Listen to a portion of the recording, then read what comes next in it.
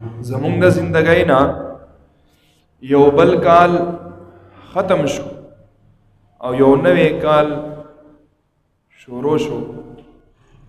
نن اخرنۍ شپه ده د دې کال.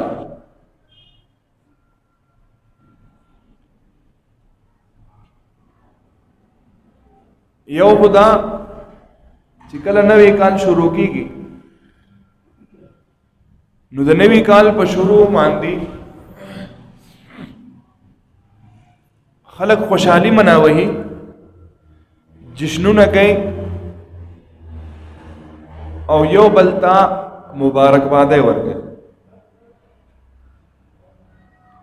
او چونکې دا د سوشل میډیا دور دی نو د میډیا په ذریعے باندې، سوشل میډیا په ذریعے باندې یا د الکترونکس میډیا په ذریعے باندې خلک یو بل ته مبارکبادي لېږي. نو د دې مبارکبادو لېږلو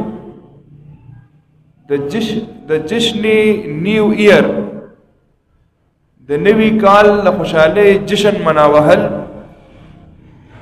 د دې شریعت سوی څه احکامات دي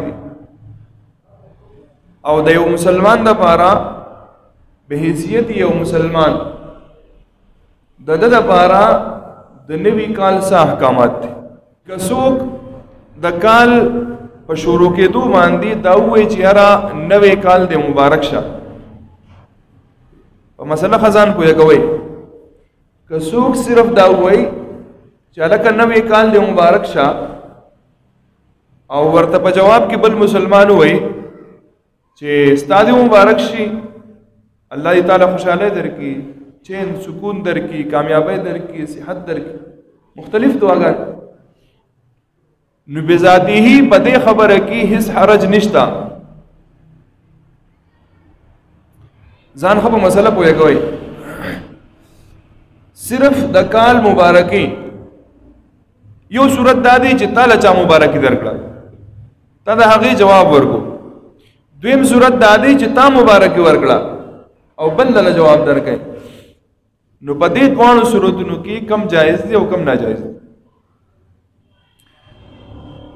نو اول نمبر تا له چا مبارکي درکړه او تا ته ووایي چې هلکه نوی کال دی مبارک شه، او تا ورته په جواب کې د نوي کال مبارکي ورکړه او دعا دې ورته وکړه یا ونه کړه یا دعا دې وکړه، نو د نوي کال مبارکي چا درکړه او تا د هغې جواب ورکو، نو دا بالکل جایز دی، په دې کې هیڅ خبره نشته.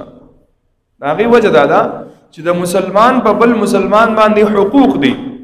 یو حق پکې دا هم دی چې کله هغه ستا سره میلاو شي او تا ته تحیه وکړي، یعنی سلام درته وکړي، دعا درته وکړي، په خیر در سره وکړي، نو ته به د هغې نه په بهتر انداز کې هغه له جواب ورکړي. دا خو په دې کې خو دا قباحت څه خبره نشته، دا خو بالکل جایز دی. خو ته چاله مبارکي ورکړې، نو کله چې ته چاله مبارکي ورکړې نو ستا په دې مبارکبادۍ کې که ستا خیال دی چې یاره نوی کال دی او مبارکي د برکت دعا ده چې ستا دی دا کال برکتی شي، نو د برکت دعا کول په دې کې هیڅ قباحت نشته. لیکن که ستا دا خیالي چې دا عبادت دی، دا چې کومه زه دعا کوم او دا لازم ملزوم ګڼې چې خامخا پکار ده چې د نوي کال مبارکي وشي، که ونه شوه سړی ګناهګاري لازم ده، نو دا ټیک خبره نه ده، دا جایز نه ده. ها ستا دغه نیت نشته، صرف د دعا نیت دی، بل مسلمان نه د خوشحالۍ نیت دی، نو تا مبارکي ورکړه ستا دپاره جایز ده. لیکن که ته لازم ګڼې او د دین حصہ ګڼې، د عبادت حصہ ګڼې، نو بیا جایز نه ده.